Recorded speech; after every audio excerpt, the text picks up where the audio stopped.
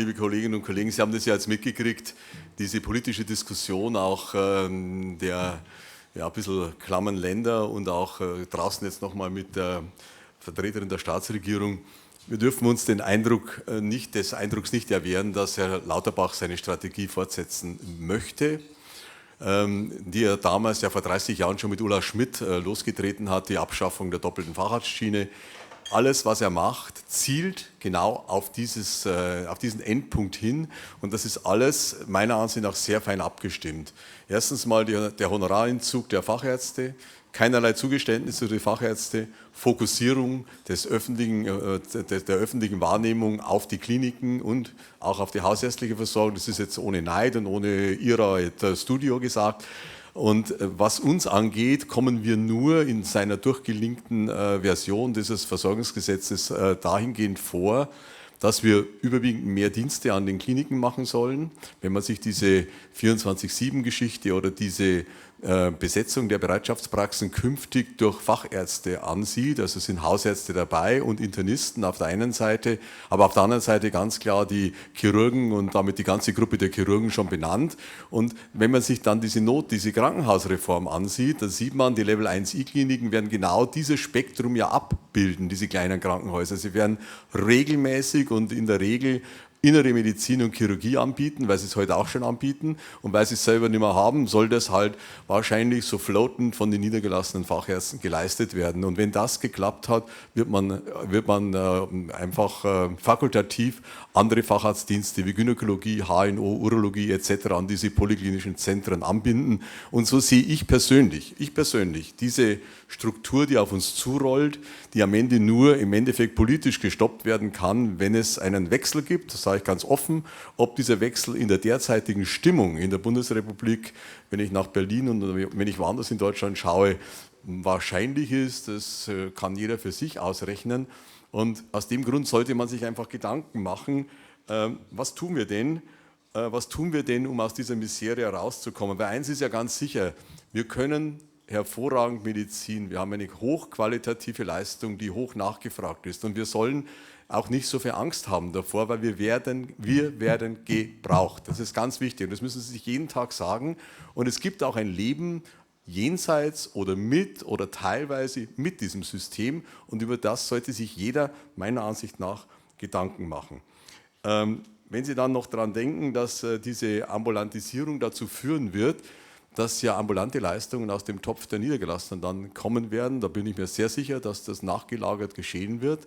Dann werden die Töpfe der Internisten und der Chirurgen geplündert durch diese Dienste an diesen Kliniken. Dann fällt der Punktwert in diesen Töpfen weiter. Dann geht die Hauerei und Stecherei über den HVM zwischen den Facharztgruppen los. Dann geht die Hauerei zwischen den Fachärzten und den Hausärzten los, wenn man weiß, dass die 5% mehr im Topf haben, als sie brauchen. Das wird kommen. Das wollen wir ja eigentlich nicht haben. Und deswegen sollten wir uns überlegen, welche Strategien gibt es denn, um aus diesem System zu entfliehen. Und ich sage Ihnen ganz einfach, es gibt nicht die eine Strategie. Es gibt nur individuelle. Und zu sagen, ihr müsst jetzt alle den Bettel hinschmeißen und ihr müsst jetzt alle eure Praxen aufgeben und ihr müsst alle Privatmedizin machen und aussteigen, das wird nicht funktionieren. Glauben Sie mir das, ich habe vor 3 Jahren meine Praxis abgegeben, ich habe 7 junge Kolleginnen und Kollegen, ohne jetzt weiter was sagen zu können, die sind gar nicht in der Lage, das zu tun. Sie haben Darlehen, die Familien sind verschuldet, die stecken mit ihrem ganzen Vermögen in diesen Praxen drin. Man kann diesen Leuten nicht sagen, schmeiß mal das Ding hin, das wird schon funktionieren. Das geht allein schon aufgrund der Verpflichtungen nicht, der Bankzusagen nicht. Also das ist, so wie es auf der einen Seite gar nicht geht, kann sich jemand, ich sage es mal ganz offen wie ich, mit eigentlich ausgeschieden ist, jederzeit überlegen, ob er nur Privatmedizin macht und sagt, ich verlasse das System. So. Diese Überlegung muss jeder für sich individuell treffen. Wo stehe ich persönlich mit meiner Praxis, mit meiner Familie in diesem System? Komme ich mit der jetzigen Situation zurecht? Und ich sage Ihnen ganz ehrlich, ich glaube nicht, dass das besser wird im Kassensystem. Ich glaube es nicht.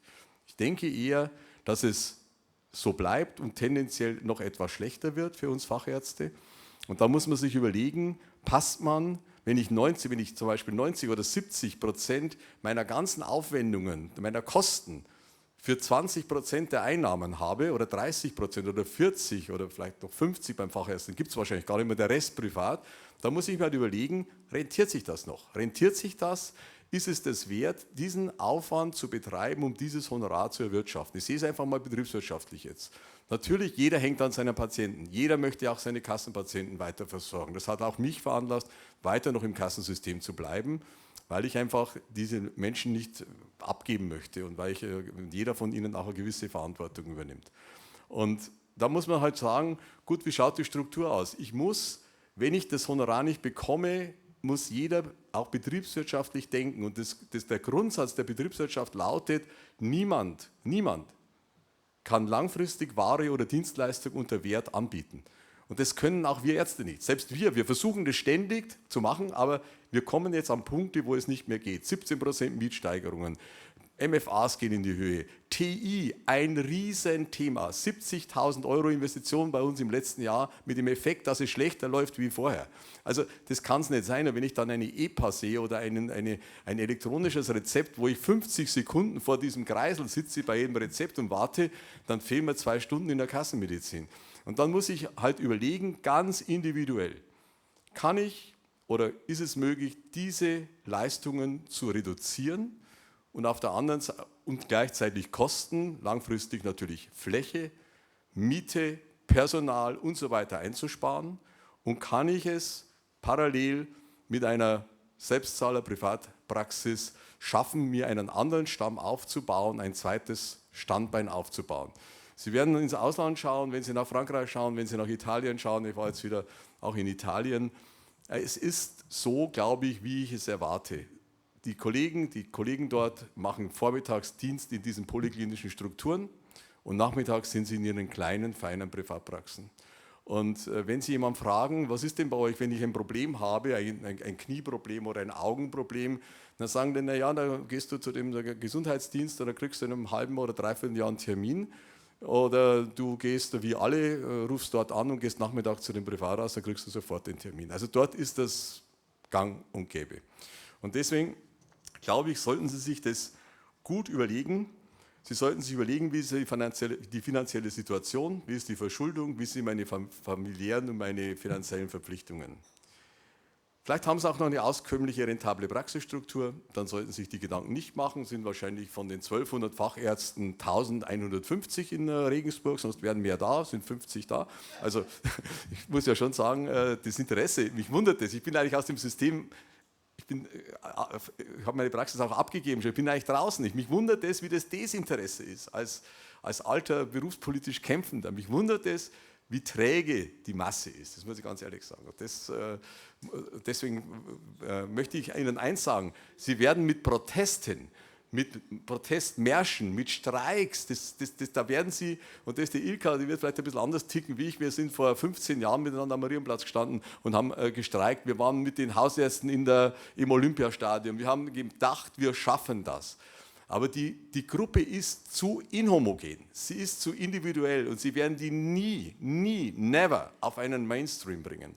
Und deswegen ist es meiner Ansicht nach, und das ist eine Erfahrung, da war ich früher auch anders getriggert, es ist meiner Ansicht nach Zeitverschwendung, sich auf die Straße zu stellen, seine Arbeitskraft aufzugeben und für etwas hinzustellen, was Ihnen niemand abnimmt von der Bevölkerung und wo Sie auch wahrscheinlich nichts erreichen. Ich glaube, das Einzige, was funktionieren wird, ist die faktische Wirkung. Wenn Sie faktisch erleben,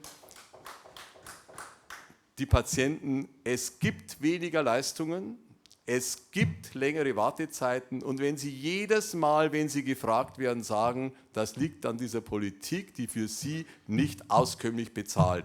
Und wenn das millionenfach in Deutschland jeden Tag in der Praxis gesagt wird, dann könnte sich vielleicht was ändern. Und wenn Sie parallel ein System haben, wo Sie sagen, ich habe top, super, optimale Medizin, die ich anbiete. Es ist nicht so, dass ich meine Leistungen nicht zur Verfügung stelle, aber ich kann sie einfach für diesen Preis nicht mehr zur Verfügung stellen. Und für Schwerstkranke und für Notbedürftige und Notfälle gibt es in Deutschland so ein tolles System mit 3 Rettungsdiensten und Kliniken. Also da brauchen Sie kein schlechtes Gewissen haben. Ich denke, Sie müssen sich diese Frage stellen. Ich glaube, für viele wird der Weg der Mittelweg sein. Ich könnte mir vorstellen, dass viele sagen, nee, Kassenpraxis möchte ich doch nicht aufgeben, aber ich verabschiede mich ein bisschen aus diesem Thema der Gängelung, der Qualitätskontrollen, der Prüfungen. Sie haben doch diesen ganzen Quark und dieses ganze TI-Geschmarre, was Sie da haben und diese Anbindung und das E-Rezept. Und ich sage, das reduziere ich auf das Maß, wie ich es von meiner Struktur her erbringen kann, dass es eben noch läuft. Und ich baue mir dieses zweite Standbein aus und versuche, das mehr auszubauen, weil wenn diese Politik der jetzigen Ampel so weitergeht, dann werden sie sowieso gezwungen sein, das zu machen. Oder sie werden ein Staatsbeamter in einem MVZ, das der Kassenärztlichen Vereinigung gehört, oder einem Krankenhaus, oder wie es jetzt der Gesetzesentwurf aus Berlin vorsieht. Die Kassen dürfen jetzt MVZs aufmachen, die Kommunen sollen MVZs aufmachen. Sie können sich dann überlegen, wo sie angestellt sein wollen, halbtags, und wo Sie vielleicht langfristig halbtags Ihre Privatpraxis machen. Und wenn Sie heute eine große Praxis haben, wie viele, das sehe ich hier, dann sollte man überlegen, ob man das nicht so strukturiert, dass man sagt, okay, wir haben eine Basiskassenversorgung, aber wir haben auch eine Premiumversorgung, ein Premiummodell auf der anderen Seite. Die Politik will es so, sonst würde sie uns anders behandeln. Und ich möchte auch sagen, dass ein Schwerpunkt der Tätigkeit unseres Bayerischen Facharztverbandes sich auf dieses Thema fokussieren sollte. Wie können wir Kollegen Modelle anbieten, aus dieser Zwangsgeschichte besser rauszukommen, das auch, sage ich mal, gesellschaftsfähig zu machen, der Bevölkerung zu vermitteln, warum das so ist. Man muss den Menschen erklären, es ist so, weil wir hier keine optimale Medizin machen können. Optimale Medizin können wir nur auf der Schiene machen. Und deswegen möchte jetzt nicht der Miesepeter sein hier, würde ich mir jede größere Investition momentan, jede größere Investition gründlich überlegen, weil sie bauen auf ein System, das momentan Verlässlichkeit absolut vermissen lässt. Und sie wissen nicht, wie es in 5 Jahren weitergeht, ob sie diese Struktur dann noch so bedienen können.